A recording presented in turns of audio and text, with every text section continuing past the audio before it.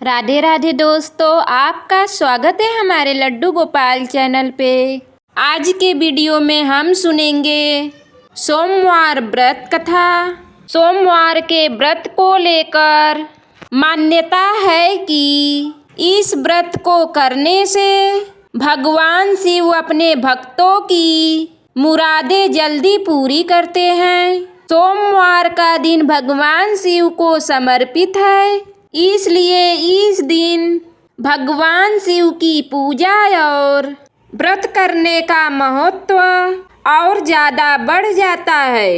यदि आप सोमवार के व्रत करते हैं तो आपको सोमवार व्रत कथा पढ़ना या सुनना बेहद ज़रूरी है, क्योंकि इसके बिना आपका व्रत अधूरा माना जाता है।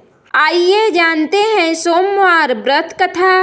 देवों के देव महादेव बहुत ही भोले माने जाते हैं, इसलिए उनका एक नाम भोलेनाथ भी है। पौराणिक मान्यता अनुसार भगवान शंकर को प्रसन्न करने के लिए किसी भी तरह के खास विशेष पूजन की आवश्यकता नहीं होती, क्योंकि कहा जाता है कि वह तो भोले हैं और भक्त की मन से की गई क्षणिक मात्र की भक्ति से ही वह प्रसन्न हो जाते हैं। अगर आप भी शिव की भक्ति और कृपा पाने के लिए सोमवार का व्रत करते हैं तो इस कथा से भोलेनाथ को प्रसन्न कर सकते हैं। एक साहूकार बहुत अमीर था। उसके पास धन की कोई कमी नहीं थी।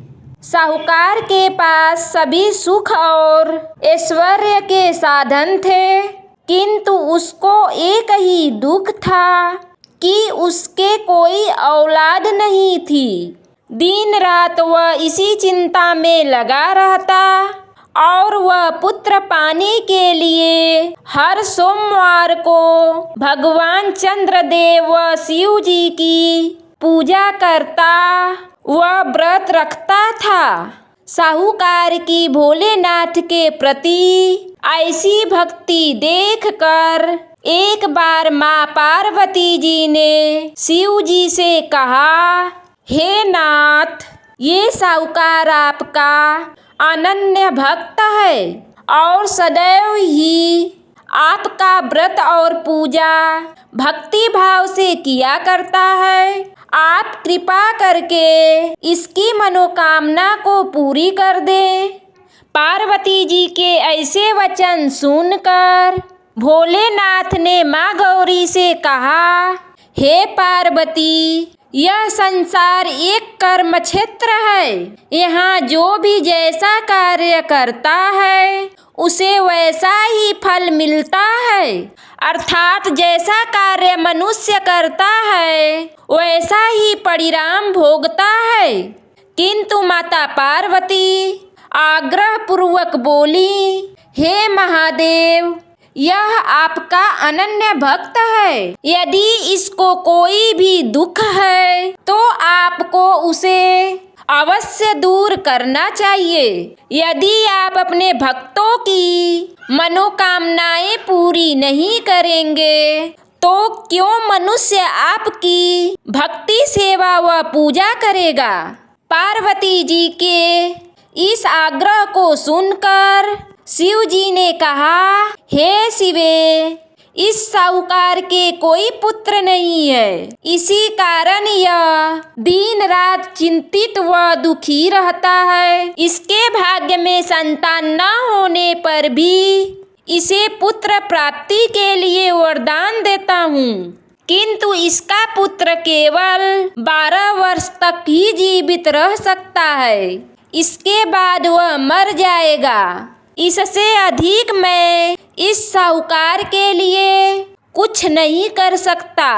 यह सब बातें साहूकार सुन रहा था। उसे यह सारी बातें सुनकर ना कोई खुशी हुई और ना ही कोई दुख। वह पूर्वत शिव की पूजा व व्रत करता रहा। कुछ समय पश्चात साहूकार की पत्नी गर्भवती हो गई और 10वें महीने में उसने एक बहुत ही सुंदर पुत्र को जन्म दिया। साहूकार के घर में बहुत ही खुशियां मनाई गई, किंतु साहूकार ने अपने पुत्र की 12 वर्ष की उम्र जानकर कोई खुशी प्रकट नहीं की और इस संबंध में किसी को कोई भेद भी नहीं बताया। वह बालक धीरे धीरे बड़ा होने लगा। जब वह बालक 11 साल का हो गया तो बालक की माता ने साहूकार से उसके विवाह के लिए कहा, किंतु साहूकार ने कहा कि मैं इसे काशी जी पढ़ने भेजूंगा।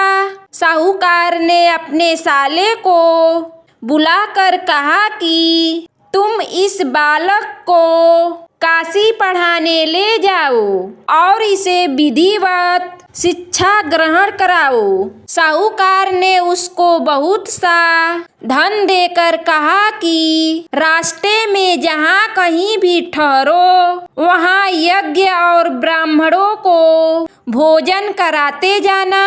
इस प्रकार वह दोनों मामा भांजे रास्ते में यज्ञ कराते, दान देते और ब्राह्मणों को भोजन कराते जा रहे थे। रास्ते में एक शहर पड़ा। उस शहर में एक राजा की कन्या का विवाह था। एक अन्य राजा का लड़का बारात लेकर आया था, लेकिन वह एक आंख से काना था।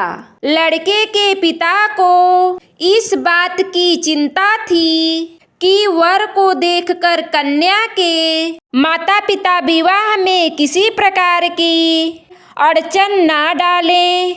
इसी कारण जब उन्होंने साहूकार की अति सुंदर बेटे को देखा तो उसके मन में विचार आया कि क्यों न इस लड़के से विवाह का कार्य पूर्ण करा लिया जाए। यह विचार कर उसने लड़के और उसके मामा से कहा कि यदि आप फेरे व कन्यादान का कार्य पूर्ण करा देंगे तो आपकी बड़ी कृपा होगी और हम आपको बहुत सारा धन देंगे। साहूकार के लड़के और उसके मामा ने इस बात को स्वीकार कर लिया। विवाह का काम भली प्रकार से पूरा हो गया। जब वह लड़का जाने लगा तो उसने चुपके से राजकुमारी की चुनरी पर लिख दिया कि तेरा विवाह मेरे साथ हुआ है, लेकिन जिसके साथ तुम्हें भेजा जाएगा वह एक आंख से काना है।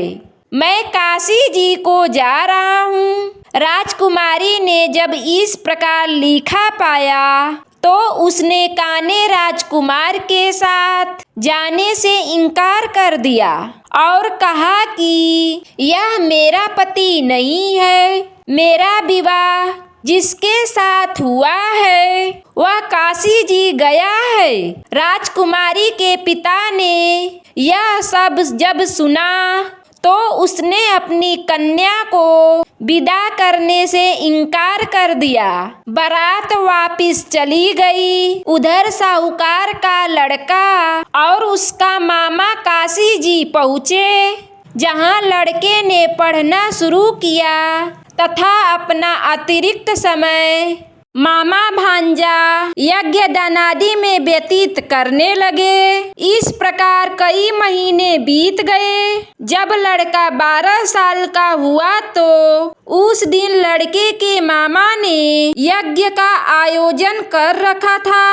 अचानक ही लड़के की तबीयत खराब हो गई। लड़के के मामा ने कहा कि अंदर जाकर सो जाओ। लड़का अंदर जाकर सो गया। थोड़ी देर पश्चात लड़का मर गया। जब लड़के के मामा ने देखा कि वह मर गया है तो वह बहुत दुखी हुआ। उसने सोचा कि मैं पहले यज्ञ पूरा कर लूं, तब कुछ सोचूंगा। लड़के के मामा ने यज्ञ पूरा किया और फिर रोना प्रारंभ कर दिया। वह बहुत जोर जोर से रो रहा था। संयोगवश शिव जी और पार्वती जी उधर से जा रहे थे। पार्वती जी ने भगवान भोलेनाथ से कहा, हे नाथ, कोई दुखी व्यक्ति रो रहा है, उसके कष्ट दूर कर दो। जब शिव जी और माता पार्वती जी वहां पहुंची तो उन्होंने देखा कि वहां पर एक लड़का मरा हुआ पड़ा है। तब पार्वती ने देखते ही लड़के को पहचान लिया। पार्वती जी ने लड़के के मरने का कारण पूछा तो भोलेनाथ ने बताया, हे गौरी, इस लड़के की आयु इतनी ही थी, ये अपनी आयु पूरी कर चुका है। तब पार्वती जी ने विनम्रता पूर्वक कहा, महाराज, कृपा करके आप इस लड़के को जीवित कर दीजिए, नहीं तो इसके माता पिता इसके वियोग में तड़प तड़प कर अपनी जान दे देंगे। माता पार्वती की बात सुनकर शिव जी ने लड़के को पुनः जीवित कर दिया। शिव जी की कृपा से लड़का जीवित हो गया। शिव शंकर व पार्वती जी शिव धाम चले गए। शिक्षा पूरी होने पर लड़का और उसका मामा पहले की तरह यज्ञ कराते, ब्राह्मणों को भोजन तथा दक्षिणा देते हुए अपने घर की ओर चल दिए। रास्ते में दोनों उसी शहर में आए जहां पर उस लड़के की शादी हुई थी। वहां पहुंचकर दोनों यज्ञ कर रहे थे तो उस लड़के के ससुर यानी वहां के राजा ने, जो उधर से घोड़े पर बैठकर अपने सेवकों के साथ जा रहा था, उसने लड़के को पहचान लिया। राजा ने महल में ले जाकर दोनों की खूब सेवा की। कुछ समय राजा के महल में रहने के बाद लड़के ने राजा से जाने की आज्ञा ली। राजा ने अपनी लड़की को लड़के के साथ विदा किया और साथ में बहुत सा धन एवं दास दासियां को भी भेजा। जब वे अपने शहर में आए तो लड़के के मामा ने कहा, पहले मैं तुम्हारे माता पिता को तुम्हारे आने की खबर सुना आता हूँ, तब तक तुम पत्नी सहित यहाँ आराम करो। ऐसा कहकर लड़के का मामा साहूकार को अपने पुत्र के आने की खबर देने चला गया। घर आकर उसने देखा कि उसके बहन और बहनोई छत पर बैठे हुए थे और उन्होंने यह प्रण कर रखा है कि यदि उनका बेटा जीवित लौट आया तो वह छत से नीचे उतर आएंगे, नहीं तो छत से कूदकर अपने प्राण त्याग देंगे। लड़के के मामा ने जब यह समाचार उन्हें सुनाया कि उनका लड़का जीवित लौट आया है तो उन्हें विश्वास नहीं हुआ। तब लड़के के मामा ने शपथ खाकर कहा कि आपका पुत्र अपनी स्त्री और बहुत से धन और दास दासियों सहित घर आया है। तब साहूकार और उसकी पत्नी छत से नीचे उतर आए। तब प्रसन्नता के साथ अपने बेटे और बहू का स्वागत किया। सभी प्रसन्नता के साथ रहने लगे।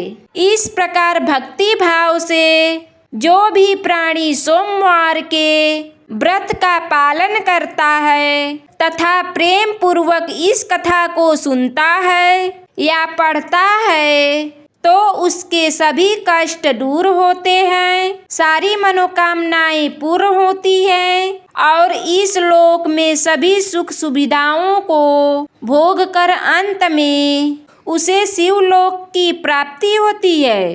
दोस्तों, आपको हमारी कहानी अच्छी लगे तो लाइक शेयर और सब्सक्राइब करें। और कमेंट में हर हर महादेव ज़रूर लिखें।